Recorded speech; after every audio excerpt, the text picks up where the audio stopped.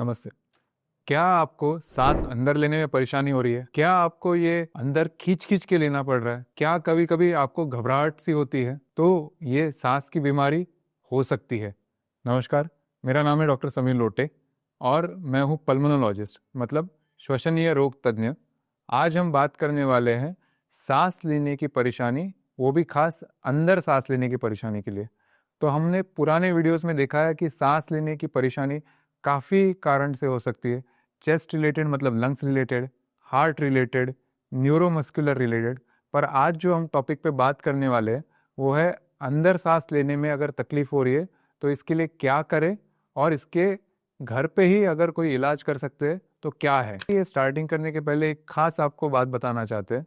जो अपने सांस का रेट है, जो हम सांस अंदर लेते हैं, ये अपने मेटाबॉलिज्म से मतलब शरीर के जो क्रिया है उससे काफ़ी रिलेटेड है।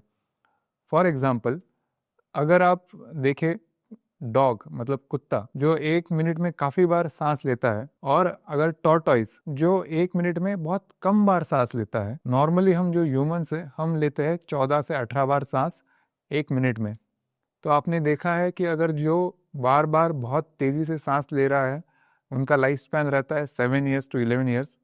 और जो बहुत कम सांस ले रहे हैं 1 मिनट में शायद एक बार या दो बार, जैसे टॉर्टॉइस, तो उनका लाइफ स्पैन है 100 से 120। तो ये एक बस ऑब्जर्वेशन है, इसको बहुत साइंटिफिक बेसिस अभी नहीं है, लेकिन इसके लिए रिसर्च चल रहा है। तो खास बात यह है कि अपने जितने भी ऑर्गन्स हैं, हार्ट, लीवर, लंग, किडनी, उसमें सिर्फ एक ही ऑर्गन है जिसे हमें वॉलेंट्री कंट्रोल है। जैसे सांस, हम खुद से सांस ले सकते हैं और खुद से छोड़ सकते हैं, और जिससे ही इनडायरेक्टली अदर ऑर्गन्स जैसे हार्ट रेट और बाकी का खुद की मनस्थिति, ये सब अफेक्ट होती है।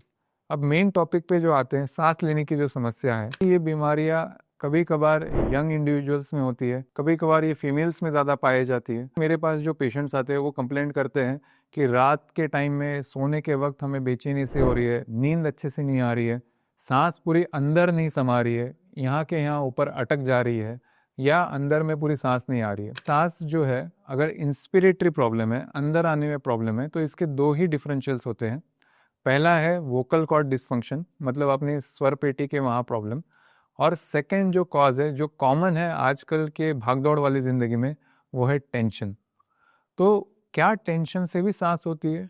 बिल्कुल होती है। तो टेंशन अगर ज़्यादा है या स्ट्रेस अगर ज़्यादा है, कोई वर्क प्रेशर है, कोई टारगेट्स है, या कोई ऐसी प्रॉब्लम है जिसको हम बहुत लोगों से शेयर नहीं कर पा रहे, तो उसके इनडायरेक्ट मैनिफेस्टेशंस, सिम्टम्स सांस में आते हैं, और वो खास अंदर लेने में परेशानी ज़्यादा करते हैं।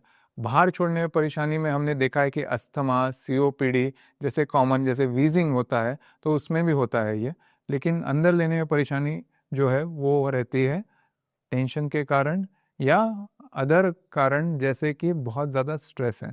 अगर अपने को ये स्ट्रेस जैसा है तो खुद इवेल्युएट करें कि स्ट्रेस क्यों हो रहा है। कि अपना मन बहलाइए, कोई हॉबीज़ में, कोई चीज़ों में, अपने आप को वो एनवायरनमेंट से कट करे और दूसरे एनवायरनमेंट में जाए, ताकि अपने को पता चले कि उसके लिए क्या कर सकते हैं। हम रिकमेंड करते हैं इसके लिए, अगर आपको घर में इसे ट्रीट करना है, तो 3 पॉइंट एक्सरसाइज।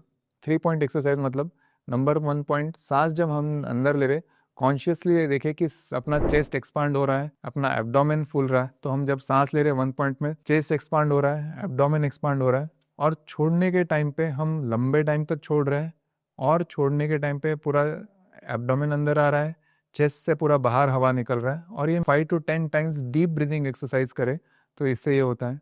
सेकेंड है डायफ्रामेटिक ब्रीदिंग। डायफ्रामेटिक ब्रीदिंग मतलब जब हम अंदर ले रहे हैं तो अपने जो चेस्ट और एब्डोमेन को सेपरेट करता है पर्दा, जिसे हम डायफ्राम बोलते हैं, तो उसको खास ऐसे ध्यान रखें कि वो पूरा अंदर नीचे खींच रहा है तो लंग्स एक्सपांड हो रहे हैं, बाहर छोड़ रहे हैं तो ये छोड़ रहा है।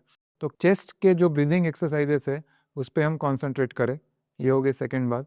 थर्ड बात है कि हमें जो कल्प्रिट है आजकल के दुनिया में, वो है मोबाइल या स्क्रीन टाइम। तो अगर हम वही स्ट्रेस में जा रहे हैं, अगर हम वही इंस्टाग्राम देख रहे हैं, यूट्यूब देख रहे हैं, या जिस चीज़ से देख रहे हैं कि वही वही हमें वीडियोज आ रहे हैं, वही वही सर्च टर्म्स पे आ रहे हैं, तो हम उसमें डीप घुसते जा रहे हैं। तो mainly of screen time, light book reading या म्यूज़िक, जिससे अपने को थोड़ा सा आराम लगे। रात के टाइम में बहुत ज़्यादा स्क्रीन कट ऑफ, मतलब खाने में और सोने में जैसे हम बोलते हैं 2 से 3 घंटे का अंतर है, वैसे हम बोलते हैं मोबाइल में अपनी स्क्रीन टाइम में और सोने में 2 या 3 घंटे का अंतर है, तो रात में ब्लू लाइट का स्टिमुलेशन कम रहेगा, तो उससे स्ट्रेस काफ़ी कम होता है। और सुबह उठने के बाद डेली मॉर्निंग एक्सरसाइज, तो हर मॉर्निंग में अपने को 30 से 40 मिनट एक्सरसाइज करना है। घड़ी के सुई के जैसे अपने को डाइट मेंटेन करना है, प्रॉपर मील टाइम रखना है, और खाने में सात्विक भोजन, मतलब जो अपना इंडियन डाइट है, दाल रोटी चावल सब्जी और सीजन के अनुसार फ्रूट्स। तो ये अगर हम जीवन शैली अडेप्ट करें तो स्ट्रेस से हम बचेंगे। और ये ब्रीदिंग प्रॉब्लम्स जो होते हैं कॉमनली, जिसको हम हाइपर वेंटिलेशन बोलते हैं, या सांस अंदर लेने में परेशानी हो रही है, उससे हम बच सकते हैं। तो आशा करते हैं आपको ये वीडियो पसंद आया। अगर आपको ये वीडियो पसंद आया तो प्लीज़ हमारे इस चैनल को लाइक करें, शेयर करें, सब्सक्राइब करना ना भूलें और बेल आइकन दबाना ना भूलें।